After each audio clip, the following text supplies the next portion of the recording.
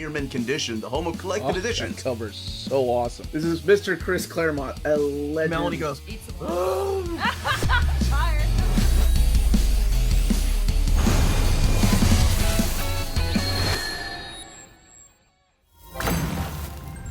Happy Monday, all you Minties. Uncanny Omar here from Near Mint Condition, the home of collected editions. And join me today for your advanced look at the What If Into the Multiverse Omnibus Volume 2 from Marvel Comics. So let's take a look at this together.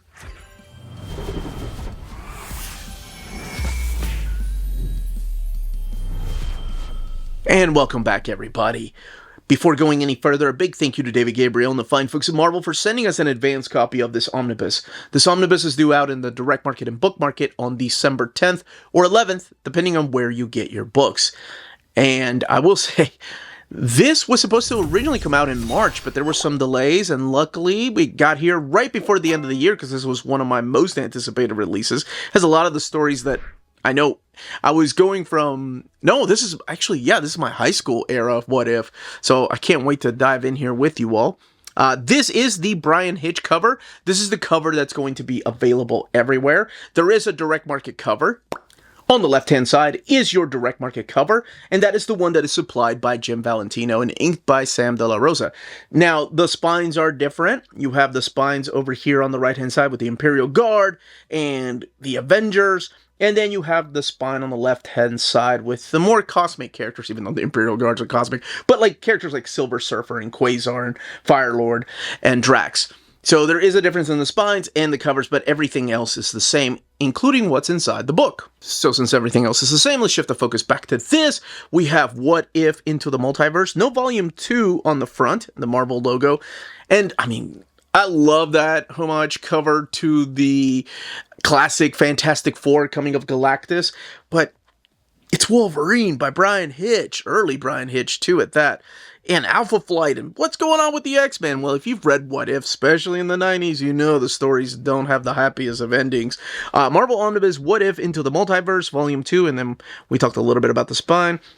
And then the back of the book, The Eternal Question. And that is What If, right? The covers of what is collected in here, including one of the best covers of What If all the time. But that's mainly due to that, the chromium raced cover. You'll see what I mean. And then the Marvel logo, rated T. ISBN, $125. And before we take it off the dust jacket, let's go ahead and put it on the shelf. So immediately right after Volume 1, and Volume 1 of the Into the Multiverse is right after the classic What If. So they could have named this the 90s era, but I'm glad they called it Into the Multiverse. I get it, right? Especially with the popularity of the multiverse. There is enough material for a Volume 3, though. And I hope one day that comes. So let's go ahead and look at what's underneath the dust jacket. Checking out the flaps here. I am known as the Watcher. I think Volume 3 would actually have less Watcher, honestly. And then a little bit about the creators. Taking the top billing is Kurt Busiek and Chuck Dixon, Simon Furman, and Ron Marz. So just really the writers, not any of the artists. So speaking of artists, that's what this is. We have many of the different characters, but looking very similar to what they look like in the 616 universe. And there's the Watcher, because who else would fit on the spine? Yeah, I'm surprised. Okay, Galactus looking a little bit different. I'm surprised they didn't do any kind of variations of like the different multiverse versions of the characters here. Although I think that is Iron Man 2020, if I remember that story right. So we're going to crack this book open and talk about the stories found in here. I will go ahead, before I even open it up, I'm just going to go ahead and say, if you've never read like a What If comic, the title alone of the comic might spoil what happens in the actual story. So keep that in mind whenever we're flipping through here. Alright, let's go ahead and crack this omnibus open. We have these black end sheets here, actually more like navy blue. And What If Into the Multiverse, Volume 2. Look at the writers here. Ann Nocenti, Jim Valentino, Michael Gallagher, Ron Marz, Kurt Busiek, John Arcudi, Simon Furman, Dan Slott, Len Kaminsky, Chuck Dixon, just to name a few of the creators. And then your pencilers, you have Jim Valentino, Kevin West, Scott Clark, Luke McDonald, Del Eaglesham, and Kevin Kobiak, Larry Stroman, and that's just to name a few, and some that, oh my gosh, I wish we're still drawing. Inkers like Joseph Rubenstein and Sam De La Rosa, Ian Aiken, Steve Montano, and Roy Richardson. Your colorists here, and those are just some, by the way. Look at just the list of people. Tom Vincent, Evelyn Stein, Gina Going, Carlos Lopez. Your letters like Janice Chang and Ken Lopez and Rick Parker, just to name a few. And then your table of contents, where you're going to find each of the issues and where it was originally printed. One of the most interesting choices I see here, and I don't know, it could be a mistake, is the actual title to What If number 58 is The Day I Killed Spider-Man instead of What If the Punisher Had Killed Spider-Man. I'm not sure why they decided on that. Later on, it makes sense because later on, the titles do start making a little bit more sense as to the way they were going to go and approach these stories. And I'll explain what that means for a volume 3, or hopefully a possible volume 3 one day. So this does collect What If 40 through 75. Now, this is the 1989 series, 1,096 pages, 190 or $125, not $196. $125 is the retail price. All right. So we have stories in here like What If Storm of the X-Men had remained a thief. You love how X-Men is just the big, bold lettering there instead of Storm, right? Because you want people to buy X-Men comics, including these. And you know what? It worked on me, and that's what led me to start reading What If to begin with, are all the X-Men related type of stories. You have, this is the one that they're using for the cover by Jim Valentino and Sam De La Rosa, including Jim Valentino writing the story here too. But what if the Avengers had fought the Fantastic Four? Sometimes the Watcher will sit here and explain, well, this is the way that it happened, and then in this alternate timeline, this is how it's going to happen. Sometimes it's because, like, the original characters are killed off. Sometimes it's because the original characters never existed to begin with. Sometimes it's because the original characters became part of the new lineup of Avengers, for example. So it's stories like that. This is What If Spider-Man had kept his 6 arms.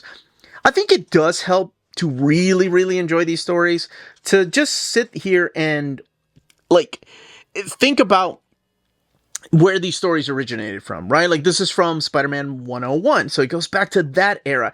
Sometimes they do tell you, like, you know, this is the story from this issue, so go and check that out. Sometimes they don't. They just kind of throw it in. Like, this is What If Wolverine had married Mariko.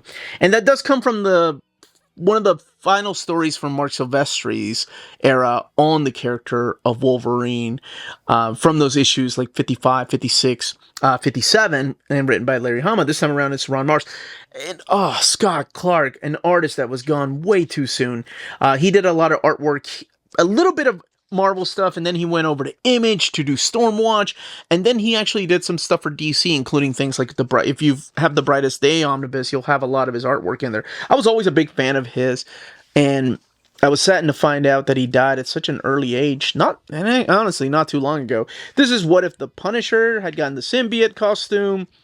You're going to see a lot of stories in here, and it's such a... I think it's a perfect fit for him. A lot of Simon Furman stories. And if you know much about Simon Furman, this is a cool story. This is What If Ghost Rider's sister had become the Spirit of Vengeance. So what if Barbara Ketch had become the Spirit of Vengeance? Now, it will spoil a little bit of, like, what the original story, how it ended. So keep that in mind if you've never read any Ghost Rider, Danny Ketch era. Now, what I was going to say is, if you know anything about Simon Furman, and I know how I found out about him, and that's because he wrote the tail end of the Transformers here in America. He was a big UK guy. Well, if you know how the Marvel comics of Transformers ends, it's not a happy ending. And neither are What If stories. So this is, I think, this is one of the few. There's only two-parters in here. So part 1 is What If Cable had destroyed the X-Men, part 1 of 2. And then What If Magneto took over the USA, part 2 of 2. I'm surprised they didn't call it What If Cable had destroyed the X-Men. Because later on, with example, the Operation Operation Galactic Storm, they do call it a part 1 and part 2. And this is another story. I think this is another Scott I think no, this is Kevin Kovacic. That's who it is, and Ron Marsh writing this. Yeah, so this is like a very like that title. What if Daredevil had saved Nuke? And that all comes from the storyline of Born Again, for example, right? So sometimes they tell you where they find or where these stories are originally found, and then sometimes they don't. And one other thing I started to this is another Scott Clark one that's not fully him, but some of it. One of the things that I do appreciate about this is that sometimes they try to get an artist to mimic that style of the original story, especially on that Weapon X storyline. We'll go look at that here in a second, but I wanted to come back to this because this had that chromium cover to it, right? Like it was embossed and it had a chromium finish to it. Oh, that would have been such a cool direct market cover. But this is what if the Hulk had killed Wolverine. Now, they fought a few times, right? Before the publication of What If in the 90s. But this story specifically comes from a variation, like a take on the 0 Hour storyline. The whole story from, or Ground Zero, not 0 Hour. Sorry, distinguished competition. That's on me. The Ground Zero story from Peter David. So it was during this time, and it will remind you, oh, by the way, if this has happened this way, if he had killed Wolverine, how would the X-Men handle things like the Fall of the Mutants, the story arc with the adversary? And would the Hulk play a big part in that? Well, you can find out exactly how. There's a lot of Punisher in here too. Like, what if the Punisher had become Captain America? Or what if Frank Castle had become Captain America? And a lot of the Punisher stuff is written by Chuck Dixon. Then you have what if Doctor Doom became the Sorcerer Supreme? And like I mentioned, every single time I do what if stories, it's funny to see some of these titles that have actually come to pass, like actually have happened. What if the Iron Man of 2020 had been stranded in the past? Again, stories that we've seen that have happened over the years. Who's the writer on this? Simon Furman. Okay. For some reason, I thought it was Dan Slott. This is the Callisto. Oh, look, we even get some UK love here with What If Death Set 2 had lived. Yes. Oh, I'm so glad we're just having all kinds of stories at Marvel, that they're not just focusing on, your US superheroes. This is the what if the Avengers had lost Operation Galactic Storm, and this is part 1 of 2. So, yeah, this is the one that actually has the same title when it comes to part 2, and it has a lot to do with the Kree Empire and what they're gonna do. This is actually the spine. Yeah, the spine of the direct market cover here.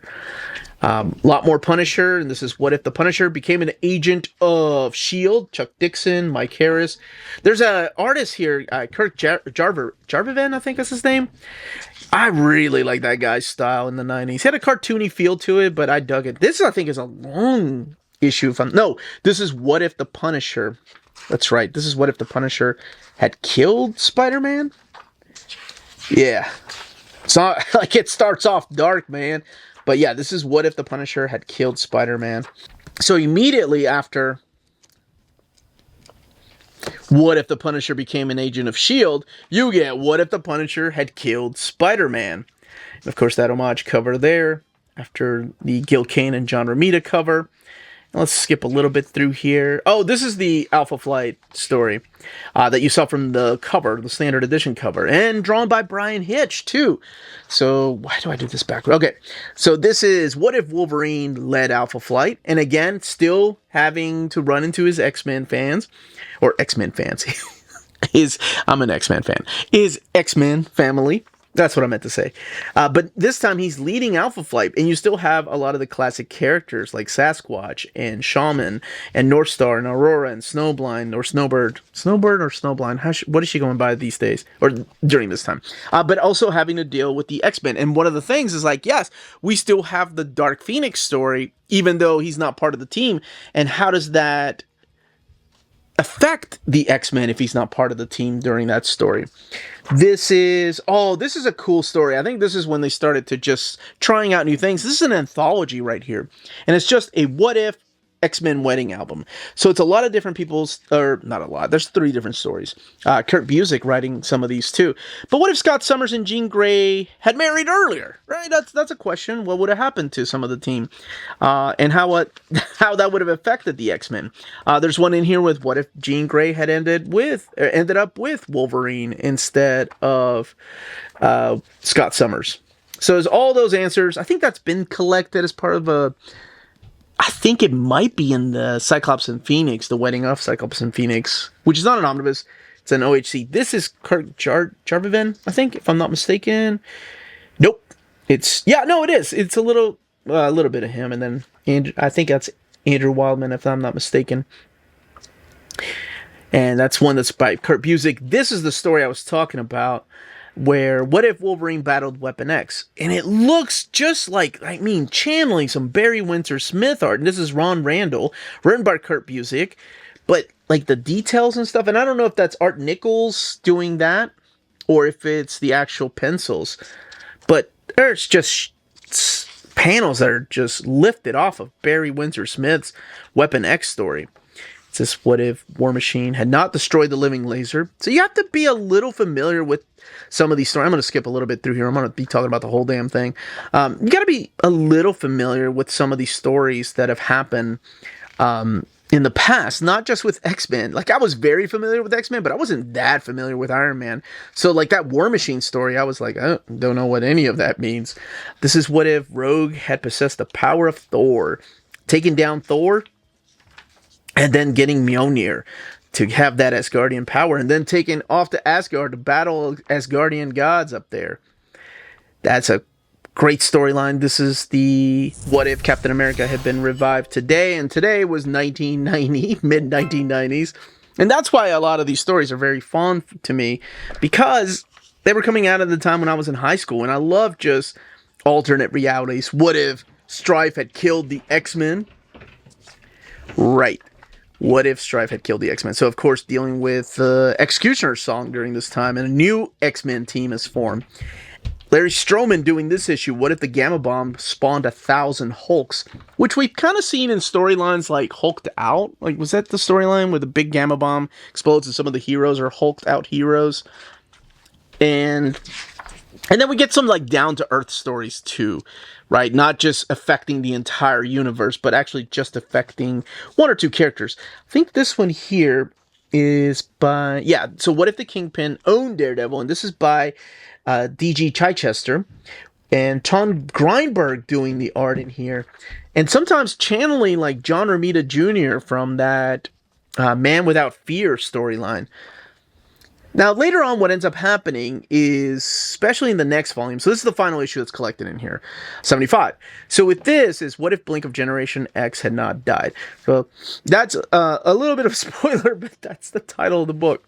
Now, if you've been reading comics, you're going to be like, what do you mean? I love the fact that this starts off, like, the art in here by Greg Lusnak looks a lot like Joe Mad's artwork. Like, looks like some panels from Joe Mad's, the storyline, The Phalanx Covenant.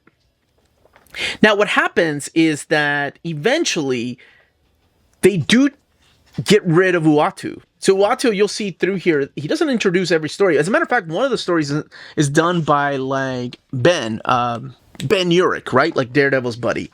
It's done in his style, his writing style. So eventually what happens is that they were like, well, we don't need the Watcher. Why don't we just do a what if, like, series? And we don't call it, like, give away the story. We don't call it, like, what if the Punisher had become Captain America. It's just going to be called What If, starring Sabretooth and things like that. And that's what, hopefully, the next omnibus will collect, stories like that. So you do have some original art in here from different artists, like Joe Barney and Larry Stroman. You have Dario Carrasco there.